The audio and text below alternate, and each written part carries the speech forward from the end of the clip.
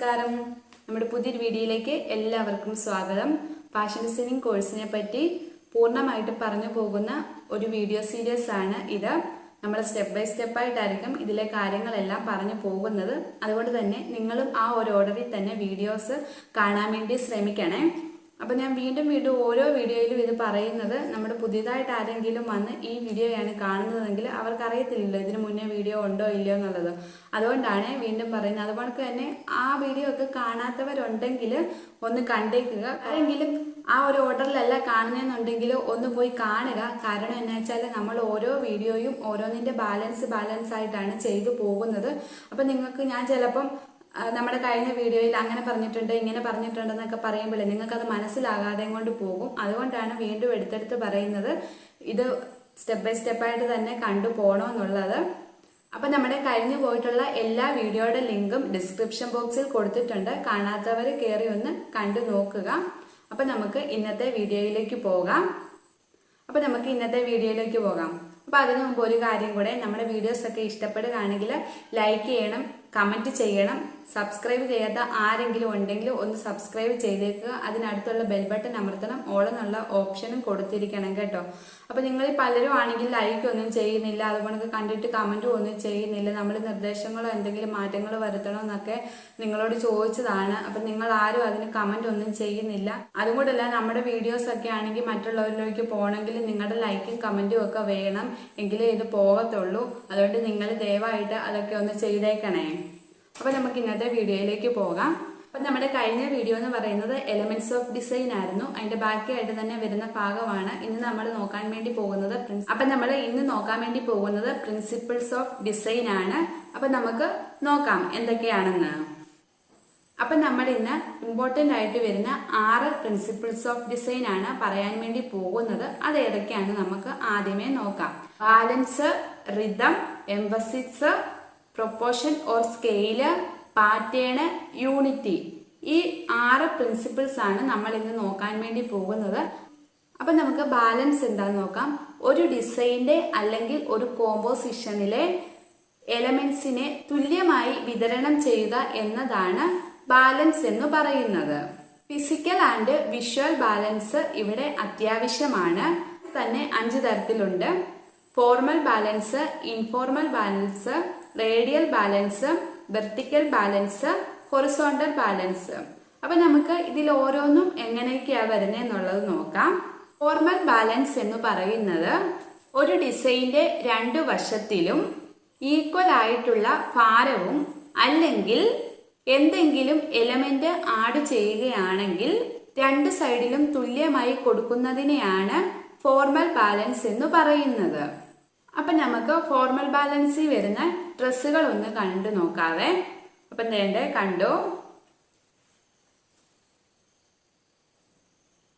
ഈ ഡിസൈനിലെല്ലാം നോക്കിയാൽ നമുക്ക് കാണാൻ വേണ്ടി സാധിക്കും. ഇതിന്റെ ഡിസൈൻ എന്ന് പറയുന്നത് ഒരേ വലിപ്പത്തിലും ഒരേ സ്ഥാനത്തും ഒരേ അളവുകളിലും ഒക്കെയാണ് വന്നിരിക്കുന്നത്. അപ്പോൾ ഫോർമൽ ബാലൻസ് എന്താന്ന് കണ്ടില്ലേ. ഇനി ഇൻഫോർമൽ ബാലൻസ് എന്താന്ന് നോക്കിയാൽ ഇതിന്റെ നേരെ ഓപ്പോസിറ്റ് ആയിരിക്കും. അതായത് ഒരേ അളവിലോ ഒരേ വലുപ്പത്തിലോ ഒന്നുമല്ല വരുന്നത്. ഒരു ഡ്രസ്സിന്റെ തന്നെ 2 ഭാഗങ്ങളിലായിട്ട് ഒന്ന് ചെറുതും ഒന്ന് വലുതുമായിട്ടും ആയിരിക്കും വരുന്നത്. ഇതിനെയാണ് ഇൻഫോർമൽ ബാലൻസ് എന്ന് പറയുന്നത്. അപ്പം ഇതിന്റെ ഡ്രസ്സും കൂടെ ഒന്ന് കണ്ടോ.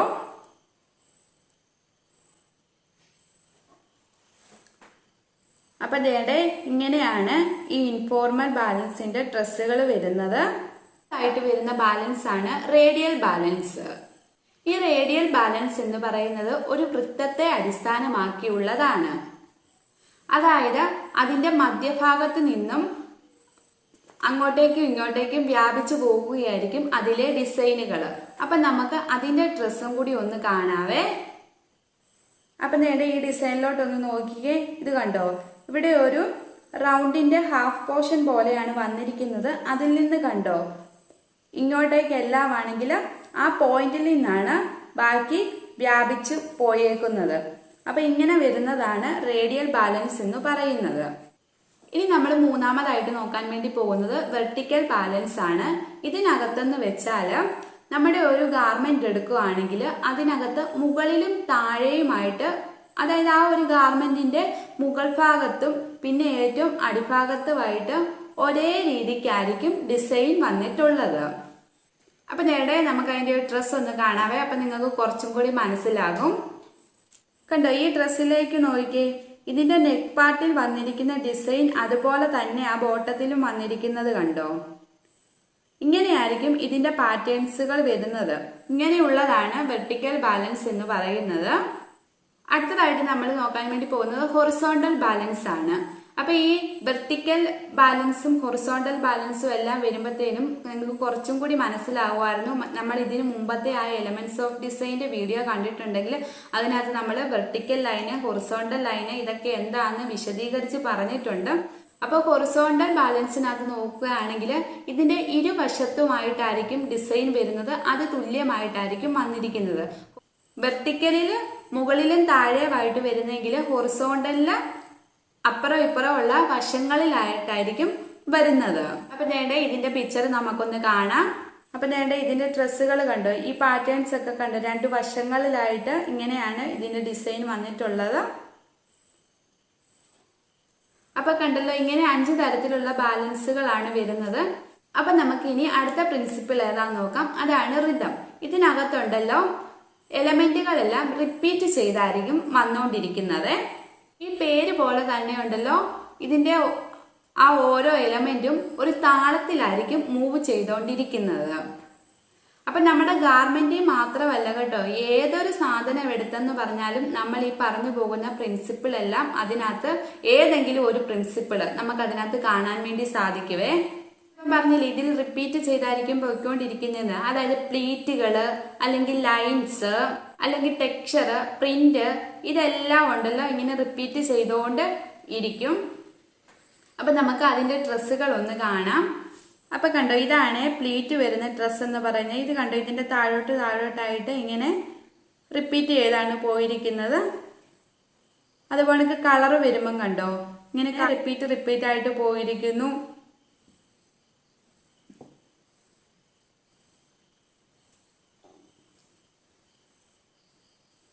പിന്നെ വേണ്ട ടെക്സ്ചറിൽ വരുന്നത്. അപ്പൊ ഇങ്ങനെയാണ് ഇതിനകത്തെ എലമെന്റ്സ് പോയിക്കൊണ്ടിരിക്കുന്നത്. അപ്പൊ നമുക്ക് മൂന്നാമത്തെ പ്രിൻസിപ്പിൾ ഏതാന്ന് നോക്കാം. അതാണ് എംഫസിസ്.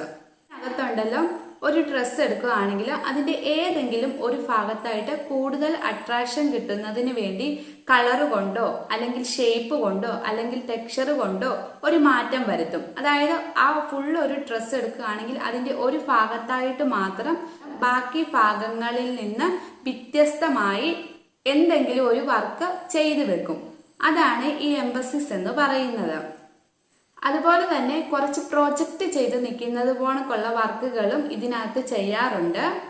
അപ്പോൾ ഉണ്ടല്ലോ, ഇങ്ങനെ ചെയ്യുന്നത് ചില സാഹചര്യങ്ങളിലായിരിക്കും.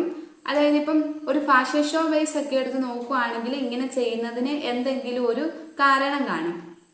അതായത് ഇപ്പോൾ ഏതെങ്കിലും ഒരു തീം ബേസിലൊക്കെയാണ് ചെയ്യുന്നതെന്നുണ്ടെങ്കിലുണ്ടല്ലോ, നമ്മുടെ വേസ്റ്റിനാണെങ്കിൽ ഇപ്പം കുറച്ചും കൂടി ഉള്ളതിനെക്കാട്ടിലും കുറച്ചും കൂടി വണ്ണം തോന്നിക്കണം. അങ്ങനെയുണ്ടെങ്കിൽ നമ്മൾ ആ വേസ്റ്റിന്റെ അവിടെയോ അല്ലെ ഹിപ്പിന്റെ ഏരിയയിലൊക്കെ ആയിട്ട് ഫ്ലവർ പോലെയുള്ളതൊക്കെ ഡിസൈനുകൾ ചെയ്യുന്നു. അപ്പൊ അവിടെയാണെങ്കിൽ കുറച്ചും കൂടി വണ്ണം ഉള്ളത് പോണക്ക് തോന്നും. ഇനി അതേസമയം നമുക്ക് ഈ വേസ്റ്റിനും ഹിപ്പിനും ഒക്കെ നന്നായിട്ട് വണ്ണം തോന്നിക്കുകയാണ്, നമുക്ക് അതിനെ ഒന്ന് കുറച്ച് കാണിക്കണമെന്നുണ്ടെങ്കിൽ ഷോൾഡറിന്റെ അവിടെയൊക്കെ ആയിട്ട് നമുക്ക് അതിനെ മാറ്റി കൊണ്ടുവരാം. ഇങ്ങനെ നമ്മുടെ ഈ വണ്ണത്തെയോ പൊക്കത്തെയോ ഒക്കെ ഒന്ന് കേന്ദ്രീകരിക്കാൻ വേണ്ടിയും ഈ എംഫസിസ് വളരെ സഹായിക്കുന്നുണ്ട്. അപ്പൊ നമുക്ക് ഇതിന്റെ പിക്ചർ ഒന്ന് കാണാം. അപ്പം കുറച്ചും കൂടി ഡീറ്റെയിൽ ആയിട്ട് നമുക്ക് മനസ്സിലാക്കാം. ഇതിൽ വരുന്ന ഗാർമെന്റ് ഒന്ന് കാണാവേ. കണ്ടോ, സ്റ്റൈലിഷ് ആയിട്ടുള്ള കോളറുകൾ വെച്ചും ഡ്രസ്സിന്റെ കളറിൽ നിന്ന് വേറിട്ട കളറ് ബട്ടൺ ഒക്കെ കൊടുത്തും എംഫസിസ് ചെയ്യാറുണ്ട്. അതാണ് ഈ ഗാർമെന്റിലൊക്കെ കാണുന്നത്.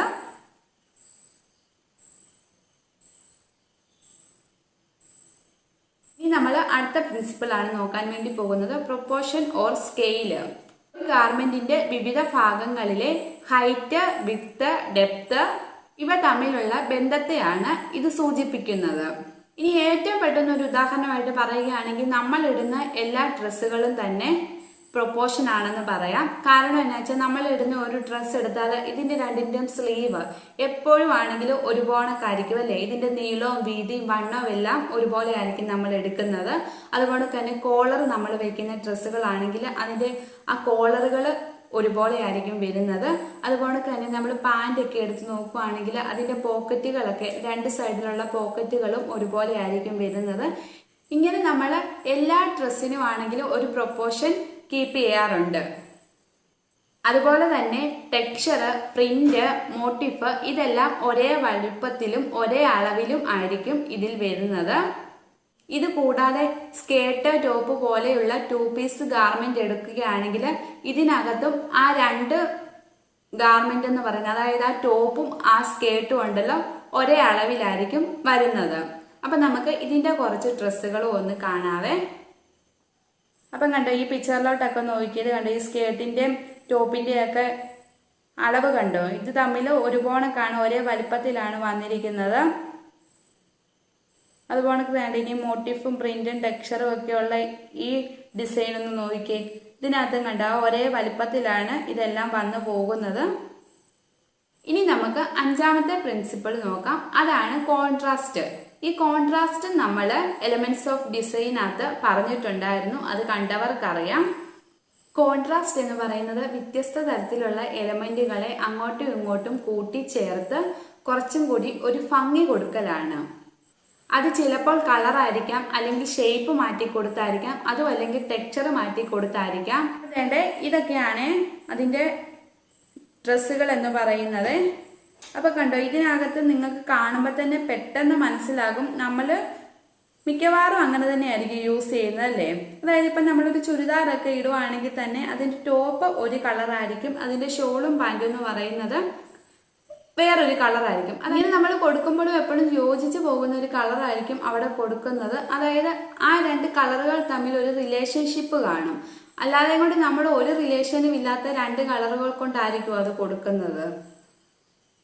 അതുപോലെ സാരിയൊക്കെ എടുക്കുവാണെങ്കിൽ അതിന്റെ ബോഡി പാർട്ട് എന്ന് പറയുന്നത് ഒരു കളറായിരിക്കും, അതിനോട് കുറച്ച് കോൺട്രാസ്റ്റ് ആയിട്ടുള്ള കളറായിരിക്കും അതിന്റെ ബോർഡർ വരുന്നത്. അതിന്റെ ബ്ലൗസും അപ്പം ആ ബോർഡർ തന്നെ ആയിരിക്കും. ഇങ്ങനെയാണ് നമ്മൾ കോൺട്രാസ്റ്റ് ചെയ്ത് കൊടുക്കുന്നത്.